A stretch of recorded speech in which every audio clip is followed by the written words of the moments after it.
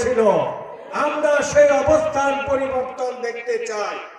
আর সেই অবস্থার পরিবর্তনের জন্য আল্লাহর আইন এবং সৎপথের শাসনের কোনো বিকল্প হতে পারে না। সংগ্রামী ভাইয়েরা, আপনারা দেখেছেন জুলাই বিপ্লবের পরে আমাদের প্রত্যাশা ছিল বাংলাদেশ একটি বৈষম্যহীন রাষ্ট্র প্রতিষ্ঠিত হবে, চাঁদাবাজ মুক্ত বাংলাদেশ হবে, ঠিক কিনা? আমরা কি দেখলাম? জুলাই বিপ্লবের পরে চাঁদাবাজি বেড়েছে না কমেছে? কমেছে না, বেড়েছে, ঠিক না? আর কারা করছে এটা বাংলাদেশের মানুষ জানে। সুতরাং আগামী নির্বাচনে বাংলাদেশের মানুষ তাদেরকে না ভোট দিয়ে দাঁড়িপাল্লাকে জয়যুক্ত করবে ইনশাআল্লাহ। আমরা যদি এক রাষ্ট্র ক্ষমতায় যেতে পারি তাহলে ন্যায় এবং ইনসাফ প্রতিষ্ঠা করব, শ্রমিক তার ন্যায্য অধিকার ফিরে পাবে।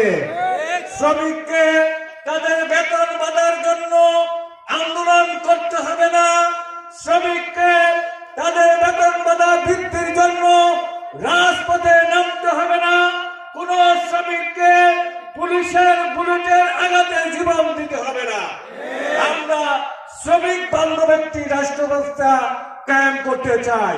সেই ব্যবস্থা কায়েম করতে হলে অবশ্যই যারা আল্লাহর আইন এবং সৎপথের শাসনের পক্ষে তাদের সাথেই থাকতে হবে, ঠিক না? সংগ্রামী ভাইয়েরা, আমাদের 5 দফা কর্মসূচি আমরা বলেছি উভয় পক্ষে পিয়ার পদ্ধতি চালু করতে হবে। আমরা পিয়ার পদ্ধতি অনেকেই বুঝতে চায় না, কারণ ক্ষমতা হারানোর ভয় তাদের রয়েছে। আমরা বলেছি পতিত সরকারের সকল হত্যাকাণ্ডের বিচার দৃশ্যমান হতে হবে।